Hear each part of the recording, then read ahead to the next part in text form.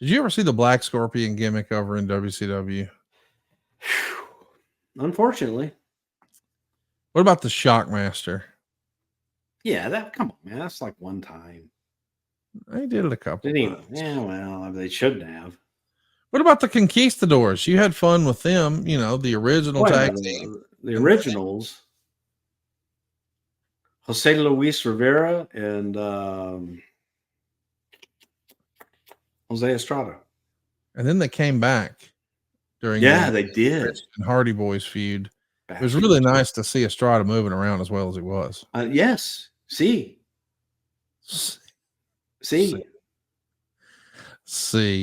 Yeah, there was Juan Cena. Oh, listen to you. Great door from Guadalajara. He was absolutely awesome. And then there were quite a few of them. But did you ever see the Curry Man character?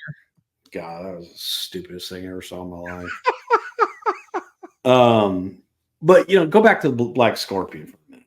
Okay. Jesus, absolutely. It's. I'm shocked. I shouldn't say this. I know I'm going to get just do it. Eat up for this. Well, it's almost as if Vince Russo was booking it then. But he was. The Black Scorpion. Well, who is it? I don't know. I have no finish for this. But we'll have this guy, and he goes around, and Ole will do the promos for him. And Al Perez was told he was going to be the Black Scorpion. Dave Shelton, the Angel, was told he was going to be Black Scorpion. And they both portrayed the Black Scorpion on the road. And then what do? You go to Old Faithful in the end. Because nobody knew that was Ric Flair that night. And nobody said, oh my gosh, this doesn't look like even one of the Black Scorpions that we have ever seen before. Who's in this match? It just was silly and just. And you loved it. I hated it so much. I can absolutely hate it. I remember because I was during the time I was fired from WWE, and I went to the WCW show in Houston, and Sting and I went out afterwards, and just to listen to him lament about it, I was like, they don't know what they're doing. They don't know who it's going to be. It's been Al, it's been Dave, it's, and he didn't at that point which was early on, which they would use these different scorpions and shit. He didn't know what the payoff was.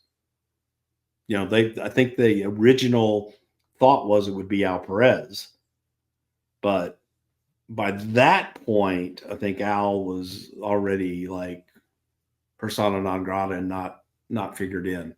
But yeah, that was a typical just kind of, let's start this. We have no idea how we're going to end it. I've been there. I've done that. But this was a good example of one of those. But do you think, listen, you've had a lot of good takes today on some of the bad WCW ideas over the years, but maybe one of the worst WCW ideas over the years is when our pal Eric Bischoff decided to unmask Rey Mysterio. From a stupid idea is that?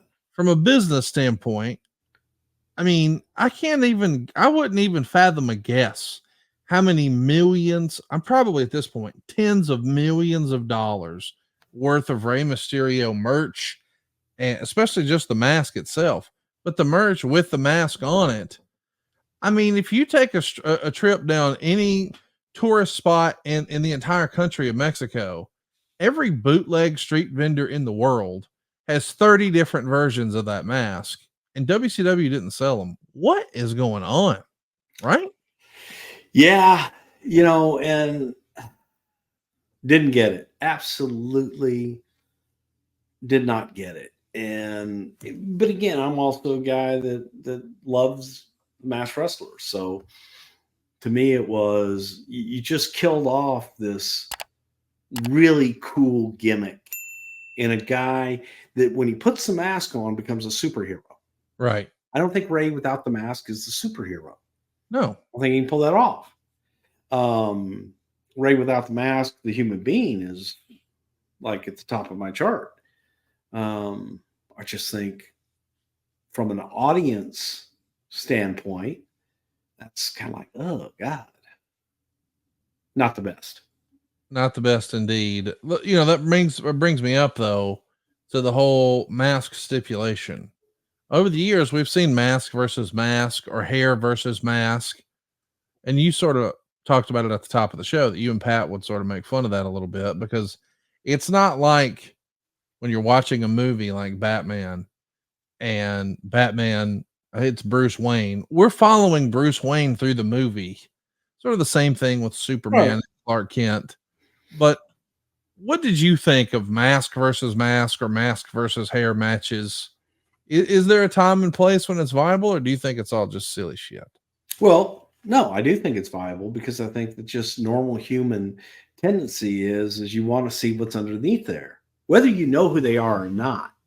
We just thought it was always funny. It's like, oh, hey, there's, I have no idea who that is. But you still want to see them unmasked. You want to see what they look like. What are they hiding? Can't count the number of times that El Gran Marcus was unmasked, and it was, there's Juan Garcia. It's like he's just looks like Juan Garcia, but with the mask, he was El Gran Marcus, and that was cool. But you talk about hair versus mask matches, and I've got to go back to because I was gonna wait, but I'll just go ahead and do it now. As far as like, well, Bruce, what was your favorite mask gimmick ever? My favorite mask gimmick ever was after Gino Hernandez had bleached his hair blonde, and we had a hair versus hair match with Gino versus Jose Lothario, and they shaved Gino's head bald. So Gino comes back the next week wearing a mask with hair sewn into it. So you didn't get to see Gino bald right away. And not only did he shove it in your face by wearing a mask, he wore a mask with hair in it. And I thought that was the absolute greatest hair mask gimmick that I've ever seen. And finally got to the point to where the only guy that can unmask Gino is the one guy who has never been unmasked himself. Mil Mascaras versus the masked Gino Hernandez, mask versus mask. And that one worked because now it's Gino under the mask, but you want to see him bald. Because hair didn't grow back as fast in those days. So he kept it tight and everything until it was time to unmask him. That to me that worked. That was a great gimmick. Let's do a few questions here and then we'll put a button on this one. John Cooney says, my favorite mask wrestler of all time is Kane. Would love to hear what he thought about Kane taking the mask off, if he thought it was the right move, and what he thought about Kane putting it back on in 2011. So, Bruce, in this scenario, you are he. You're not who, you're he. What'd you think about Kane taking the mask off? And what'd you think about Kane putting the mask back on? Thought it was time. I thought it was time for him to take the mask off. We had gone through the voice box. We'd gone through so many different incarnations of the King character that was like, okay, this is something new. It's a new direction to go. And of course, I wanted to mess up the hair and all that stuff, which we did for a couple of weeks. But it was just time. So I thought it was the right decision or right thing to do.